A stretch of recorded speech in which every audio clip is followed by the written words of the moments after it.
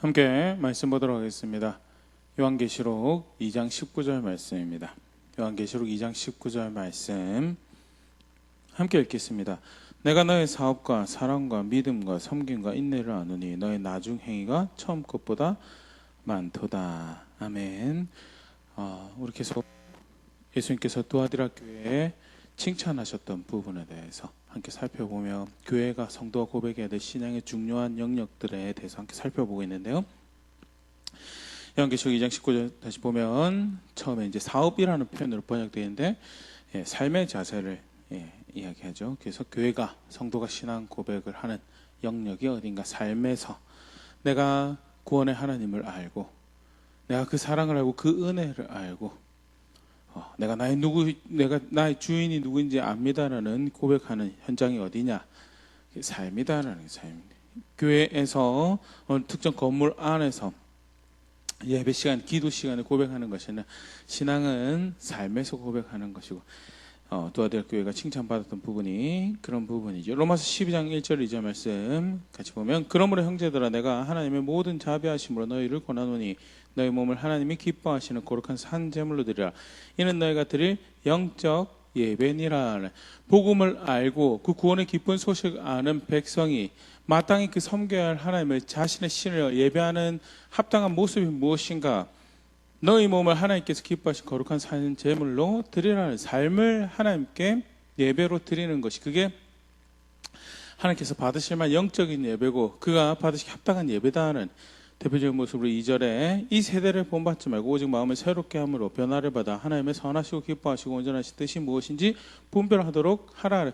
하나님 없는 세대가 그 마음의 생각의 삶에 하나님 없는 세대가 살아가는 방식을 답습하지 말고 무엇이 하나님이 기뻐하신 것이 무엇이 하나님께서 옳다고 하신지를 분별하여 실제로 그걸 선택해가는 그런 삶을 살아가는 것이 그것이 신앙의 고백, 자신의 하나님을 아는 백성의 고백이어야 된다는 것이 첫 번째 삶의 자세에서 신앙이 고백되어요. 두 번째 무엇으로도 신앙이 고백되어지는가? 이웃 사랑으로 고백되어지는 것에 대해서 우리가 살펴봤었는데요. 누가복음 10장 25절에서 28절 말씀 어떤 율법 교사가 일어나 예수를 시험하여 이르되 선생님 내가 무엇을 하여 영생을 얻으리이까? 예수께서 이르시되 율법에 무엇이라 기록되었으며 내가 어떻게 읽느냐? 대답하여 이르되 너의 마음을 다하며 목숨을 다하며 힘을 다하며 뜻을 다하여 주 너의 하나님을 사랑하고 또한 내 이웃을 내 자신같이 사랑하라 하였나이다. 예수께서 이르시되 너의 대답이 옳도다. 이를 행하라. 그러면 살리라 하시니 어떻게 영생을 얻습니까? 라는 질문에 예수님이 하나님 말씀이 뭐라고 가르치고 있느냐? 율법교사가 하나님 사랑하고 이웃 사랑하는 겁니다. 맞다. 가서 그렇게 행하라. 그러면 살 것이다. 그러면 하나님 안에 있는 생명을 누리는 것이다. 그게 구원받는 길인 것에 대해서 하나님 사랑하는 거 그런데 절대 우리가 간과할 수 없는 것이 이웃을 사랑하는 모습이 이타적인 삶의 자세를 관대함을 잃어버리지 않는 삶의 자세를 가지는 그것으로 반드시 고백되어지는 기독교 신앙이다라는 세 번째로 두아디라 교회가 또 칭찬받은 부분이 믿음이죠. 여러 가지 믿음을 이해하는 방법들이 있겠지만요. 대표적인 신앙 고백이죠. 바울의 신앙 고백인데요. 갈라디아서 2장 20절 내가 그리스도와 함께 십자가에 못 박혔나니 그런즉 이제는 내가 사는 것이 아니오 오직 내 안에 그리스도께서 사시는 것이라. 이제 내가 육체 가운데 사는 것은 나를 사랑하사 나를 위하여 자기 자신을 버리신 하나님의 아들을 믿는 믿음 안에서 사는 것이라는 죽어야 할 자신임을 합니다. 죽어야 할 자신의 삶의 모습임을 압니다. 죄로 인해서 그것이 기독교 신앙이 바울의 신앙 고백에서 우리가 볼 수 있는 첫 번째 중요한 요소죠. 예수님을 내가 믿습니다라고 할 때 가장 먼저 전제되어야 될 것이 죽어야 할 나임을 압니다. 두 번째는 예수님이 나의 죽음을 대신하신 그가 그래서 메시아가 되시고 하나님 아들의 주가 되십니다라는 것이 그렇게 아는 것이 믿음의 두 번째 큰 요소고 세 번째는 그래서 그가 죽으신 죽음이 나를 대신한 것이고 내가 그를 믿는다고 할 때 그와 함께 연합한 것이고 그가 다시 살아나심으로 자신의 구원이심을 나타내셨기에 더 이상 내가 죽은 내가 사는 것이 아니고 다시 사신 그가 사는 것입니다. 그래서 그의 말씀을 따라 내 삶의 목표가 달라지고 내 삶의 방식이 달라지고 걸음걸음 마음을 쓰고 말을 하고 하는 모든 하나하나가 바뀌어져 가는 그것이 예수님을 믿는다라는 믿음이고 실제 도아디라 교회가 그렇게 살아갔던 것에 대해서 그게 바울이 고백에서 우리가 볼 수 있는 기독교 신앙의 모습이죠. 그래서 삶으로 고백하고 이웃사랑으로 고백되어지고 또 예수를 믿는다는 것은 구체적으로 주를 향한 믿음으로 그렇게 나는 죄인인데 그가 나의 소망이 되셨고 생명이 되셨습니다. 그래서 그의 말씀이 무엇보다 나에게 길이 되고 걸음걸음 하나를 규정하는 가장 제일 중요한 요소가 됩니다라는 것이 믿음이고 네 번째 두아디라 교회가 칭찬받았던 신앙의 모습은요 섬김이 있었다라는 것에 대해서 요한일서 4장 19절에서 21절에서 우리가 사랑함은 그가 먼저 우리를 사랑하셨음이라 누구든지 하나님을 사랑하노라 하고 그 형제를 미워하면 이는 거짓말하는 자니 보는 바 그 형제를 사랑하지 아니하는 자는 주를 보지 못하는 바 하나님을 사랑할 수 없느니라. 우리가 이 계명을 주께 받아나니 하나님을 사랑하는 자는 또한 그 형제를 사랑할지니라. 이웃 사랑하는 것과 또 좀 다른 모습이죠. 형제를 주 안에서 형제자매를 사랑하고 그들을 섬겨가는 그것이 기독교 신앙의 중요한 모습이죠. 두아디라 교회가 칭찬받았고 더할 것이 없다라고 이끌어지는 중요한 우리 신앙이 이렇게 고백되어질 한 단면에 대해서 현재 나의 상태를 때문에 섬길 수가 없습니다. 사랑할 수 없습니다라고 이야기할 수도 있고요. 또 대상이 사랑할 만한 자격을 얻지 못했습니다. 여러 가지 핑계대고 그런 섬김의 기회를 사랑하는 기회를 외면하고 포기해버리는 그런 경우들인데요. 예수님께서 도아디라 교회 하시는 말씀은 기독교 신앙이 고백되어지는 영역에서 반드시 이웃 사랑이 고백되는 만큼 형제 사랑이 형제를 섬기는 것이 여기서 형제는 교회 안의 성도 자매들을 이야기하는 거예요. 그런 사역의 섬김의 헌신의 수고의 자리에 있는 것이 신앙의 모습이다라는 것이요. 계속 우리가 리스트에서 확인하고 있는 부분이죠. 오늘 우리 함께 생각해 볼 부분은 인내라는 부분입니다. 인내. 신앙의 굉장히 중요한 한 모습이 내가 예수를 믿는다라고 할 때 신약 성경 안에서 중요하게 신앙을 정말 가지고 있냐고 예수님을 주로 아냐고 그러면 이러한 고백에 함께 하라고 이야기하시는 것이 인내라는 것이 기다림, 기대하는 마음. 먼저 간단히 살펴보면 사도 요한이 요한계시록 1장 9절 우리가 살펴봤던 말씀인데요. 자신이 교회의 일원이고 성도 중에 하나다라는 설명을 어떻게 하고 내가 예수를 믿고 있다라는 이야기를 어떻게 표현하냐면요. 나 요한은 너희 형제요 예수의 환난과 나라와 참음에 동참하는 자라는데 참음에 동참하는다.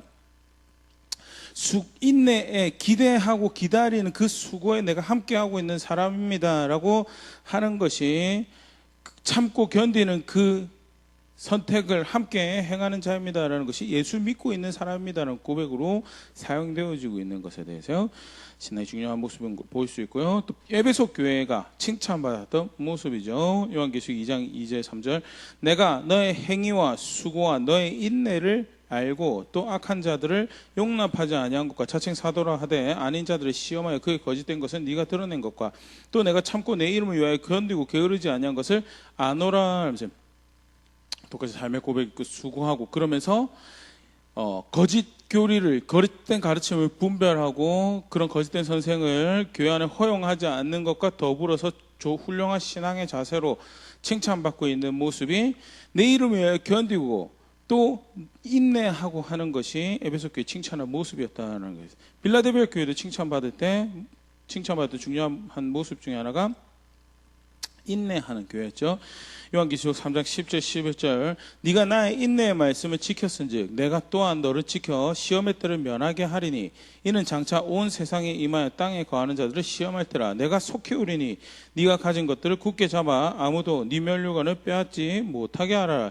인내하라는 명령에 인내하라는 가르침에 순종해 인내하고 있는 지켜야 될 것을 지켜가고 있는 싸움을 수고를 해가고 있는 그런 교회였고 그러면서 권면하신 것이 내가 곧 올 거니까 그 참고 수고하고 기다리고 견디고 하던 싸움을 끝까지 굳게 잡아서 아무도 너의 그 승리의 약속을 너에게 주어진 약속을 빼앗아가지 못하도록 하라라는 것이 빌라델비아 교회 하시는 말씀이었고요. 신앙의 교회가 고백해야 될 신앙의 중요한 한 모습이 인내하는 모습. 사도 요한은 너무나 그것을 당연하게 예수 믿는다라고 할 때 저 예수 믿습니다라는 표현을 뭐라고 하냐, 예수의 나라와 환난과 참음에 동참하고 있는 사람입니다라는 고백으로 사용되어 있는 게, 우리가 인내를 절대 예수 믿는다고 할 때 간과할 수 없는 중요한 신앙의 한 덕목으로 생각할 수 있는데요.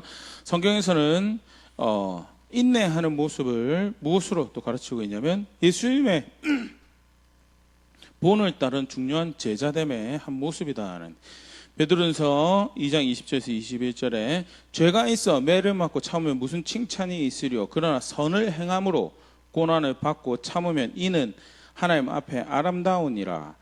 21절, 이를 위하여 너희가 부르심을 받았으니 그리스도도 너희를 위하여 고난을 받으사 너에게 본을 끼쳐 그 자취를 따라오게 하려 하셨느니라.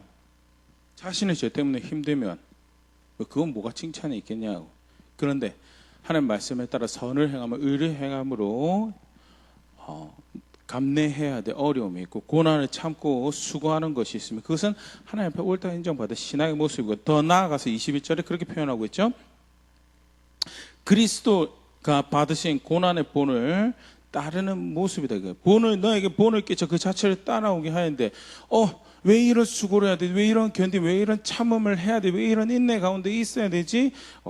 선생이라 부르는, 주가 부르는 예수님이 먼저 그 본을 보여주셨고, 인내는 다름 아닌 그 본을 따라가는 모습이다. 베드로전서 4장 12절 13절, 사랑하는 자다, 너를 연단하려고 오는 불시험을 이상한 일 당하는 것 같이 이상히 여기지 말고, 어려움이 있을 것에 대해서 어려움이 닥쳤을 때 이상하게 생각하지 말고, 13절, 오히려 너희가 그리스도의 고난에 참여하는 것을 즐거워하라. 이는 그의 영광을 나타내실 때 너희로 즐거워하고 기뻐하게 하려 함이라는, 그 본을 받는 인내의 모습이, 아까도 베드로도 그런 표현을 사용했는데요.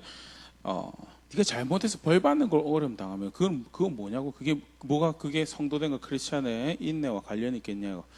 선을 행함으로 의를 행하는 것을 하나님 앞에 옳다 인정받을 만한 어려움을 감내해가는, 힘든 것을 감내, 타협하지 않는 수고를 해가는 그런 모습은 그 예수님의 본을 따르는 것. 또 베드로전서에서는 4절에 고난에 참여하는 것이, 4장에 고난에 참여하는 것이라고 표현하고 있는 거예요. 예수님 고난에 참여한 빌립보 교회 보내는 바울의 편지도 그런 표현이 있죠. 고난에 동참한다, 고난에 동참한다는 게 쉽게 말해서 예수님께서 하셨던 것처럼 더 중요한 삶의 목적, 하나님의 말씀이 이루어지는 것, 말씀하신 그대로 그것이 이루어지는 것을 위해서 자신의 삶을 드리고, 그것을 위해서 기꺼이 어려움을 감내하고 참고 견디는, 타협하지 않는 수고를 해가는 것이, 그게 다름 아닌 뭐냐, 그게 그리스도의 고난에 참여하는 것이고, 결국 예수님의 본을 따르는 제자도의 중요한 모습이다라는 것이요, 사도들의 설명이었고요. 데살로니가전서 1장 6절, 바울도 환난에 대해서 그렇게 표현하고 있습니다. 또 너희는 많은 환난 가운데 성령의 기쁨으로 말씀을 받아 우리와 주를 본받는 자가 되었으니, 사도의 본을 따르고 예수님의 본을 따르는 것이 환난 가운데서 하나님의 영의 인도하심을 따라 말씀을 따라 사는, 인내하고 참고 견디는 것으로 고백되어지는 것에 대해서, 그게 인내는 굉장히 신앙에 어쩌다 운이 없어서 그런데 태어난 사람들이, 힘든 지역에 힘든 나라, 힘든 문화에 태어난 사람들이 어쩌다 보니 하는 그런 것이 아니라, 고난 받으신 주의 선생님의 예수님의 본을 쫓아오고 그와 함께하는, 그 고난에 동참하는, 그의 영광에 참여하기 위해 그 고난에 동참하는 제자됨의 중요한 모습. 그래서 어느 시대 어느 상황에 살든지 어떤 형태로든 각자 또 상황에 따라 허락하신 시험이 또 고난이 형태가 다르긴 하지만 분명하게 감내해가는 수고가, 그것을 참고 견디는 신앙의 모습이 고백되어지는 것이, 그것이 제자도고 성경 그렇게 가르치고 있는 것에 대해서.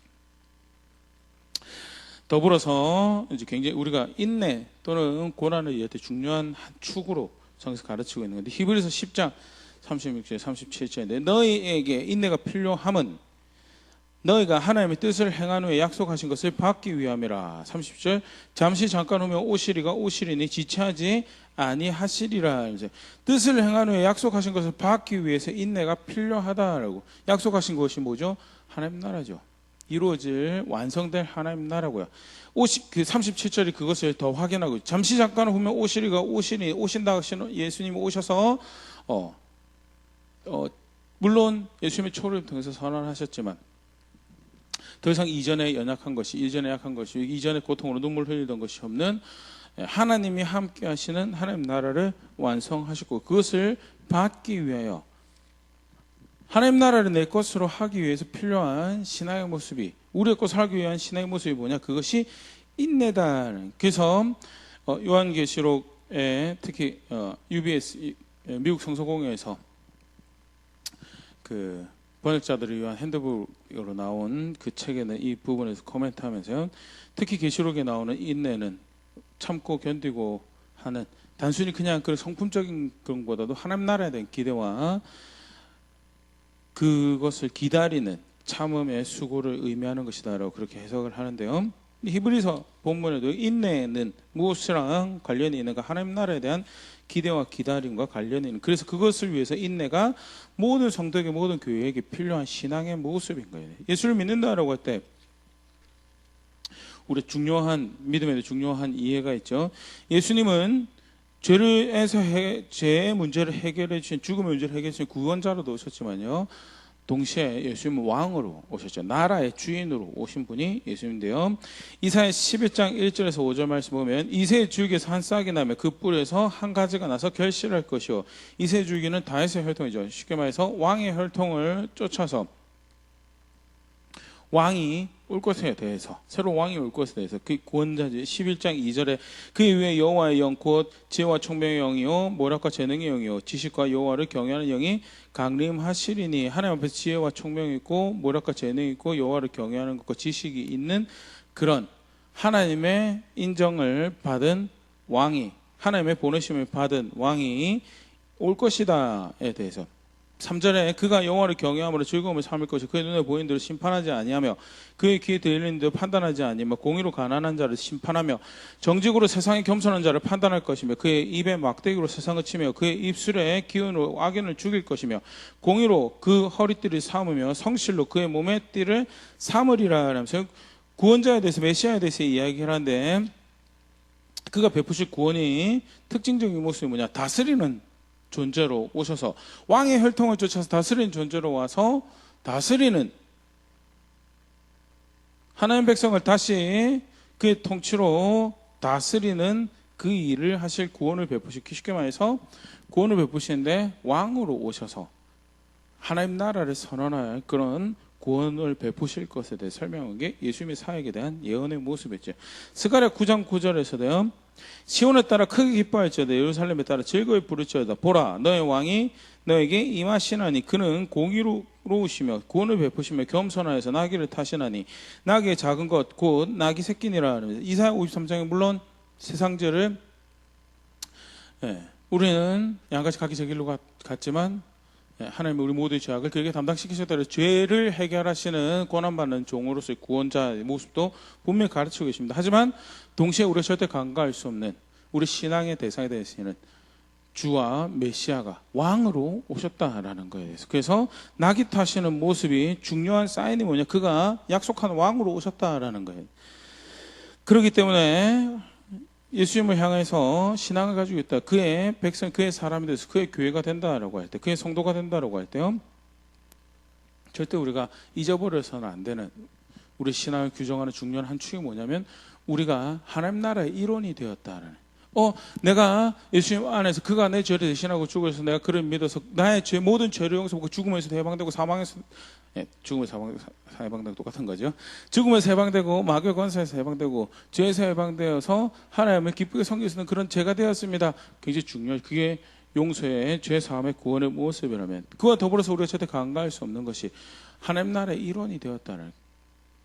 옷이 내가 구원의 주로 알고 있는 그가 왕으로 오신 분이시고 그래서 내가 그를 영접한다라는 것은 그가 내 삶의 왕이 되셔야 된다는 것이며 그렇게 해서 하나님 나라의 일원이 되었다라는 것이 우리가 예수님 믿는다고 할 때 중요한 한 측면이죠. 그것을 성경에서 다양한 방식으로 설명을 하고 있는데요.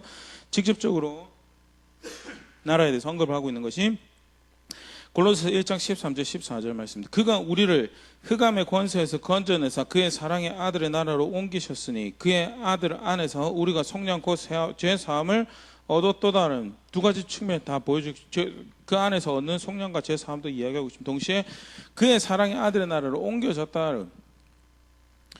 예수님 믿는 것은 그의 나라의 일원이 되는 것이다라는 것에 대해서 잘 설명을 하시. 히브리서 12장 28절에도 그러므로 우리가 흔들리지 않는 나라를 받았은즉 은혜를 받자 이로 말미암아 경건함과 두려움으로 하나님을 기쁘시게 섬길지니 이러면서 현재형으로 고백을 하고 있습니다. 그러니까 미래적인 하나님 나라로 이야기를 하죠. 하지만 받았다라는 것이 그래서 현재 받고 있는 중인 걸 표현하는 그런 표현으로 볼 수 있고 미래적인 하나님 나라도 있지만 현재적 하나님 나라도 이미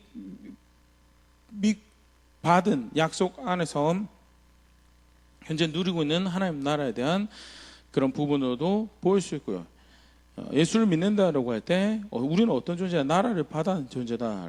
하나님 나라의 일원으로서 완성된 하나님 나라를 바라보고 기대하고 살아가는 그런 삶을 살아가는 것이 그게 성도다는. 그래서 또 좀 다르게 표현하는 것이 소속이 바뀐 것을 에베소서 2장 5절 6절에서는요.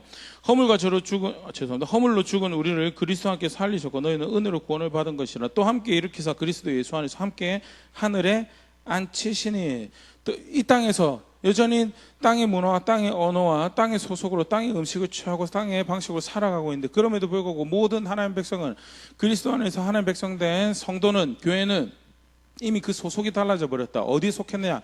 하늘에 이미 속한 자가 되어버렸다. 그게 쉽게 말해서 그게 다른 표현으로 하나님 나라의 일원이 되었다라는 거죠. 예수를 믿는다라고 하는 것은 단순히 죄 사함 용서를 그 바운더리 안에서만 멈춰진 이야기를 하는 게 아니고요. 성경은 하나님은 다각도로 그 신앙을 정의하시기 위해서 다양한 말씀을 주시는데 중요하게 우리가 절대 간과하지 않아야 되는 모습이 하나가 하나님 나라라는 것이고요. 그 나라의 일원이 되어 소속이 바뀌어버린 것을 그래서 쉽게 말해서 다른 삶을 요구받는 것이고 다른 옷을 벗어버릴 것을 그리고 더 이상 이전에 죽음에 속해서 세상살이에 그 세상의 흐름에 몸을 던지고 살아가던 방식을 더 이상 답습할 수 없는 것이 요구되어진 게 왜? 소속이 달라졌기 때문에. 그것을 요한복음에서는 예수님이 이렇게 말씀하죠. 요한복음 15장 19절 너희가 세상에 속하였으면 세상이 자기의 것을 사랑할 것이나 너희는 세상에 속한 자가 아니요 도리어 내가 너희를 세상에서 택하였기 때문에 세상이 너희를 미워하느니라. 이러면서 세상에 살아서 똑같은 언어 쓰고 똑같은 밥 먹고 있어서 똑같은 스타일의 옷 입고 동시대 너무나 세상 사람들처럼 살아가고 있죠. 하지만 소속이 바뀌었다. 그래서 미움받을 거다라는 것이 소속이 바뀌어버려서 요한복음 17장 16절에서 기도하시면서 내가 세상에 속하지 아니한 같이 그들도 그리스도의 사람들도 그리스도의 제자들도 우리도 세상에 속하지 않았다라고 예수님께서 기도하시면서 그들을 위해서 하나님 은혜가 함께하기를 하나님께 구하는 대목이 등장을 하는데요. 여기서 다 사실 무엇을 의미하는 것인가? 예수를 믿는다라고 할 때 소속이 바뀌어진 것에 대해서 무슨 소속이 바뀌었는데 하나님 나라에 대한민국에 살아가고 있지만 하나님 나라의 백성으로 살아가는 것이 그래서 중요하죠. 하나님 나라의 일원이 되었다라는 것은요. 하나님의 법과 거기에 따라 살아가는 백성으로서 그렇게 하나님 나라를 현재적으로 살아가는 삶이 요구되어지는 것이 하나님 나라의 일원이 되었다는 거죠. 우리 이해하기 쉽게 그냥 하나님 나라를 설명할 때 기본적으로 사용하는 세 가지 구조죠. 그래서 하나님 통치, 주권이 그게 하나님 나라의 굉장히 중요한 한 측면이라면 보통 일반적으로 이제 나라에 대해 설명할 때 주권, 영토, 백성인데 주권이 있느냐?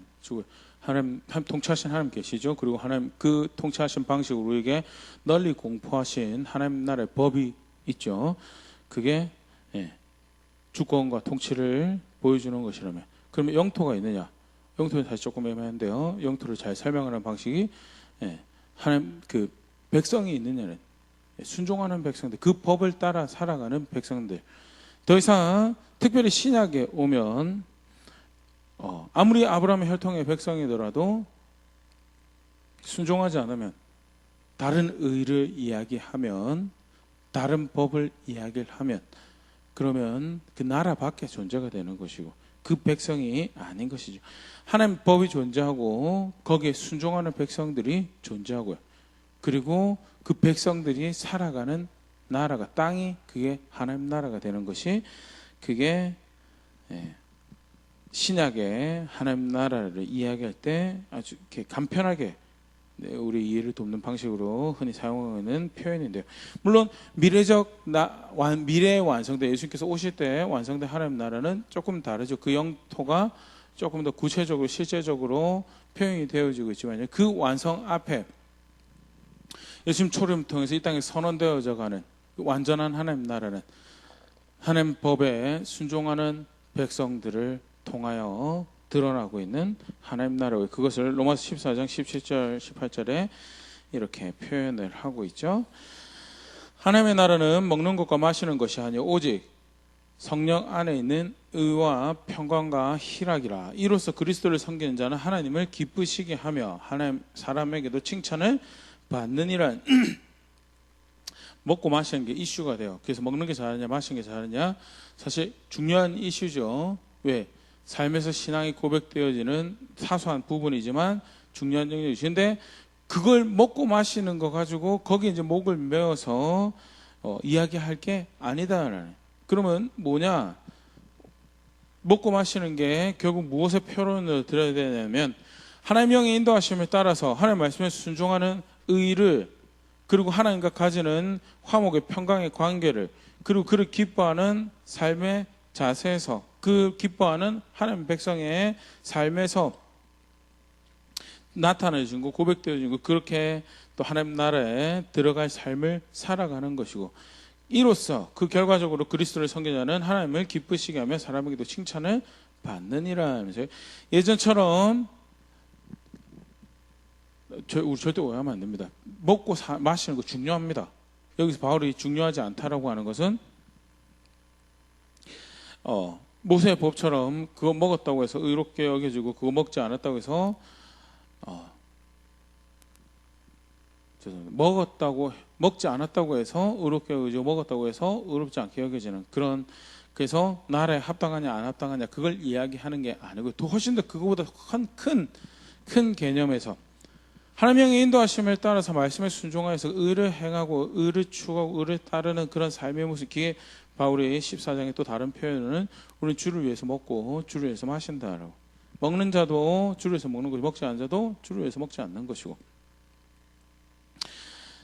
평강은 하나님과의 평강, 그리고 그것이 이웃과의 드러나는 것이죠. 사실 그게 뗄래야 뗄 수가 없지만 우선적으로 하나님과의 평강, 하나님 기뻐하는 그런 하나님 백성에게서 그렇게 그리스도를 섬기는 자가 그를 통해서 하나님 나라가 펼쳐져 가는 것에 대해서, 그것을 또 다른 부분에서 확인을 할 수 있는 게 마태복음 7장 21절에 나더러 주여 주여 하는 자마다 다 천국에 들어갈 것이 아니요 다만 하늘에 계신 내 아버지의 뜻대로 행하는 자라야 들어가리라 하면서요. 예수를 믿어서 하나님 나라의 일원이 되었는데, 그런데 그 하나님 나라의 일원이 되었다면 하나님 나라에 합당한 삶이 뭔데, 진짜 예수를 믿는 게 뭔데, 사실 서로가 계속 물리는 부분인데요. 그 예수 정말 네가 믿느냐? 그러면 하나님 나라의 일원이 되는데, 하나님 나라의 일원을 정말 합당하게 살아가는 그 믿음의 고백이 뭐냐? 아버지 뜻대로 행하는 거다. 그 법에 정말 그 나라의 일원으로 그 통치를 자신의 삶의 기준으로 받아들이고 자신의 왕을 섬기는 모습으로 살아가는, 그게 하나님 나라에 합당한 모습이고, 그것은 이 땅의 현재적 하나님 나라에 살아가는 모습일 뿐만 아니라 나아가서 장차 올 하나님 나라에 합당한 삶으로 걸어가는 모습이다. 마태복음 7장 21절에 그게 사실 바울이 말하는 의와 평강과 희락이죠. 가끔 이제 이런 본문들이 성령 안에 있는 의다라고 할 때 뭔가 좀 다른 의가 존재할 것처럼 그렇게 이렇게 이해하고 보는 경우가 있는데요. 성령 안에서 의가 결국 하나님 기준에 의한, 말씀에 의한 의와 다른 게 아니죠. 그래서 동일하게 마태복음 7장 21절에서 가르치는 부분하고 동일한 하나님 나라에 합당한, 누가 정말 하나님 그 나라의 일원으로 살아가는 것인가.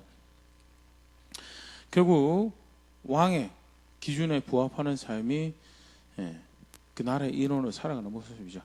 구약의 역사도 같이 이렇게 사실 이제 우리 주일 계속 살펴보고 있는데 열왕기 왕들이 다스릴 시대 사실은 하나님은 다시 활동하셨던 왕을 또 북이스라엘 왕을 세우시면서 결국 그럼에도 불구하고 바라셨던 것이 신명기 17장에 이야기하신 것처럼 그 왕이 하나님 법을 존중해서 하나님 법으로 통치하고 다스리는 것을 바랬죠. 그런데 정작 그것을 육신의 삶으로 살아갈 수 있도록 땅도 주시고 기회도 주시고 시간도 주시고 은혜도 베푸시는데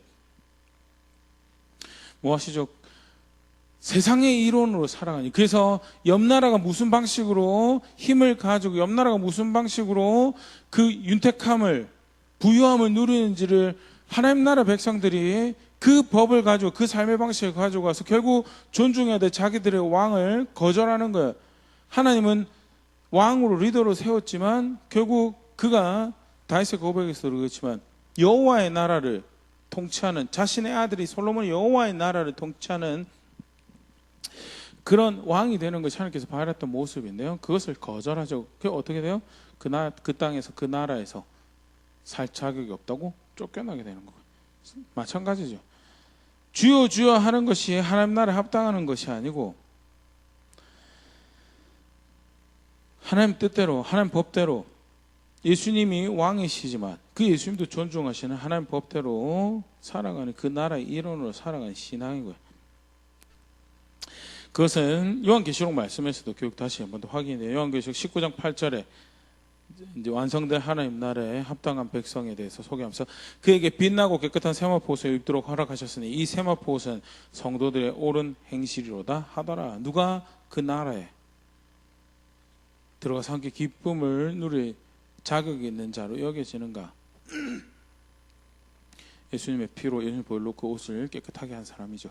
근데 그 보혈로 깨끗하게 옷을 깨끗하게 한다는 의미가 뭐냐는 예수님이 주인이 되고 예수님이 하나님 아들이 되어서 그에 말씀하시는 것이 하나하나 내 삶의 법이 되어가는 그런 걸음으로 자신의 옷을 준비한 사람들이 결국 그 하나님 나라에 합당한 사람이 되는 거예요. 그것은 장차 올 하나님 나라에 합당한 모습도 있지만요, 현재적 하나님 나라에서도 살아가는 모습으로 사실 도전하고 그래서 이 땅에 살아가고 있는 성도들을 위해서 이 글을 편지를 요한을 통해서 주신 거죠.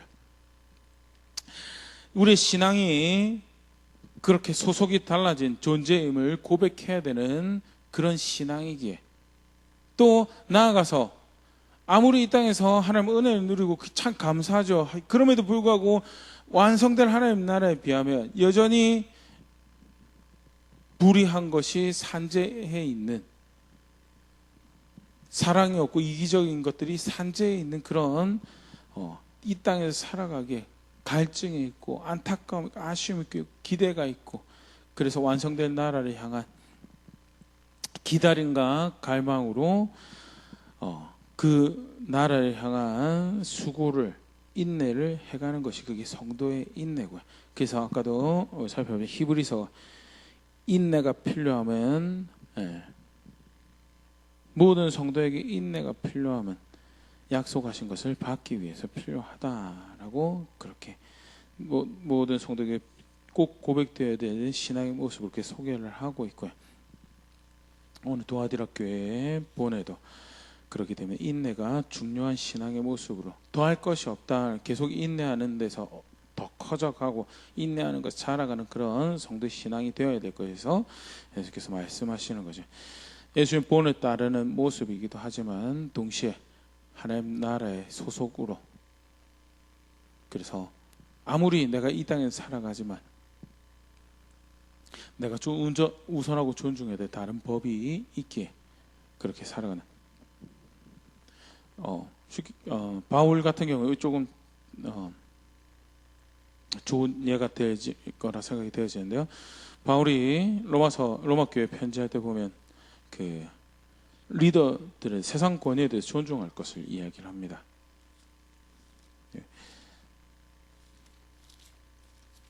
우리가 보통 신앙이 있으면 다른 나라에 살아간다라고 하면 소속이 다른 나라에 살아가면서 그 하나님 나라의 백성이라고 하면 세상 법을 이렇게 우습게 여기는 그런 경우들을 왕왕 봅니다. 그런데 로마서 13장 말씀 보면 각 사람의 위에 있는 권세들에게 복종하라. 모든 것은 하나님이 정하신 것이다. 그래서 그렇기 때문에 그 권세를 거스르는 것은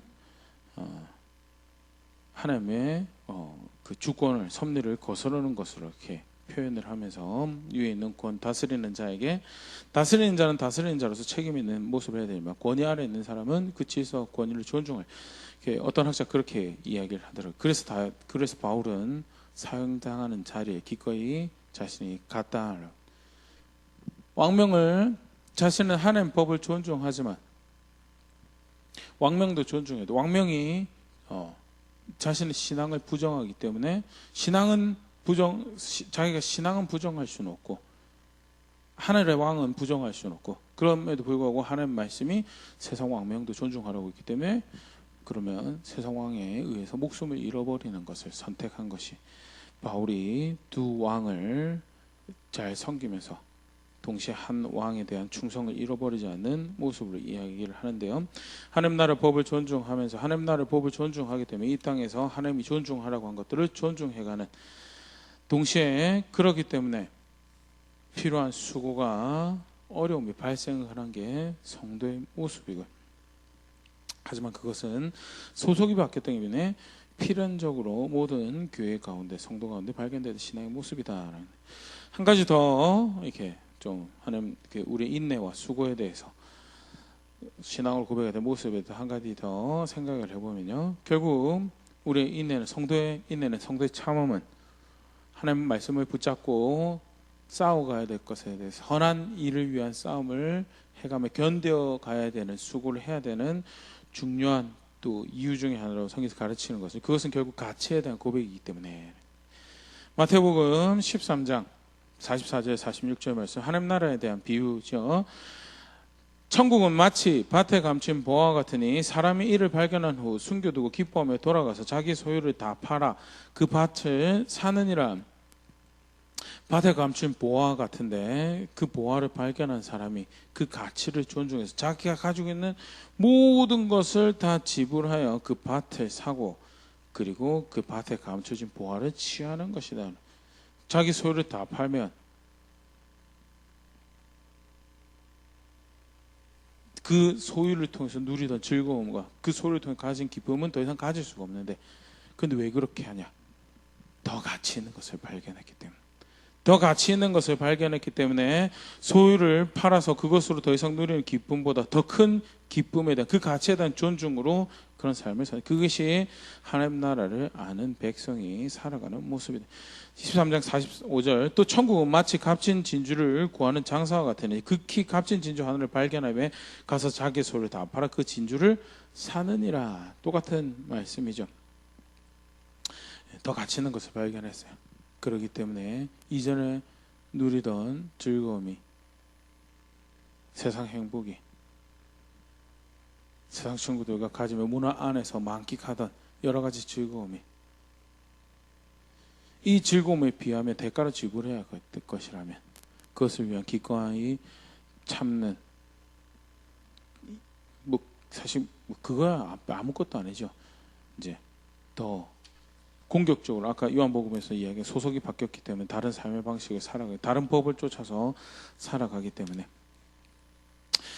요한계시록의 7교회 같은 경우에는 특히 버가모 교회에 이제 길드에 소속되어지지 않기 때문에 가난하고 어려움을 겪어야 되는 사회적으로 박해를 받아야 되는 것을 감수해가는 더 값진 보화를 발견했기 때문에 인내해가는 수고하는 리더 안디바가 그렇게 고통스럽게 죽어가는 현장에서도 더 가치 있는 것이 있다고 고백하는 그것이 성도가 인내를 고백할 수밖에 없는 중요한 동기이며 모습으로 성경에서 가르치고 있지. 내가 예수님을 아는데 서만학교에 유명한 폴리카메라는 리더가 그런 이야기를 했다고 하죠. 한평생 나의 주인이 나를 배신하라고, 배교하라고, 예수님을 주인으로 섬기는 것보다 황제 숭배하고 아니면 이렇게 노친에 이렇게 그런 괜히 이런 거 가지고 고생하지 말고 황제도 숭배하고 예수도 섬기고 그러면 되지 않겠느냐라고 이제 적당히 타협할 선을 제안을 하며 배교를 요청하니까 그 관료에게 그런 이야기를 했다고 하죠. 한평생 나의 주인이 나를 그렇게 대한 적이 없는데 내가 어떻게 그렇게 하겠습니까? 내가 예수님은 안 돼. 내가 더 가치 있는 것을 알고 내가 더 존중해야 될 것을 아는데 무엇이 나에게 더 큰 유익이고 무엇이 나를 더 사랑하는 것이면 내가 더 아는데 무엇이 내가 더 얻는 것이고 무엇이 내가 더 잃어버린 것을 내가 아는데 그렇기 때문에 필연적으로 기독교 신앙에서 하나님 백성으로 교회로 고백해야 될 신앙의 중요한 한 측면이 그 주를 위한 참음과 인내와 수고와 견딤이다라는 것에 대해서 간단하게 함께 생각해 보았는데요. 다시 돌아보면서 나는 어떤 수고를 하고 있는지, 어떤 참음에, 어떤 선을 위한 희생에 그 신앙의 고백을 하고 있는지 한번 돌아볼 수 있으면 좋을 것 같습니다. 여러 가지 있을 수 있고 관계 안에서도 그럴 수 있고 물질적인 것도 있을 수 있고 환경적인 부분에서 상황의 사건에서도 그렇고 그런데 정말 존중해야 될 것이 존중한다면 필연적으로 발생해 다 타협하고 살아가면요 참고 인내하고 견딜 거 하나도 발생하지 않습니다. 고작 한다는 게 이제 내 욕심 위해서 이렇게 참고 수고하고 인내하고 그런 거 이제 있겠죠. 근데 그거 말고요. 선을 위해서 참는 것이고 의를 위해서 참는 것이고 하나님과의 화평을 위해서 참고 인내하고 수고하는 것들이 어떤 것들이 있었고 실제로 그렇게 그런 고백들이 내가 예수님을 주로 아는 고백을 얼마나 진실하게 증명하고 있는지 오늘 말씀을 다시 한번 더 생각해 볼 수 있으면 좋을 것 같고요. 부족하지만 그런 것들을 연습해 갈 수 있으면 좋을 것 같습니다. 감각을 가지고 있는 사람에게 아픈 거 싫습니다. 괴로운 거 싫고 어려운 거 다 싫습니다. 하지만 더 가치 있는 것을 알고 소속이 바뀌어 있는 자신의 삶을 알기에 그렇게 선택할 수밖에 없는 신앙의 모습을 흠모할 만한 것을 사모할 만한 것으로 이렇게 받아 들어가며 실제로 그런 연습들을 그렇게 빚어져 가며 내가 예수님을 나의 주인으로 합니다. 내가 그의 교회임을 압니다라고 고백할 수 있는 우리가 될 수 있으면 좋을 것 같습니다.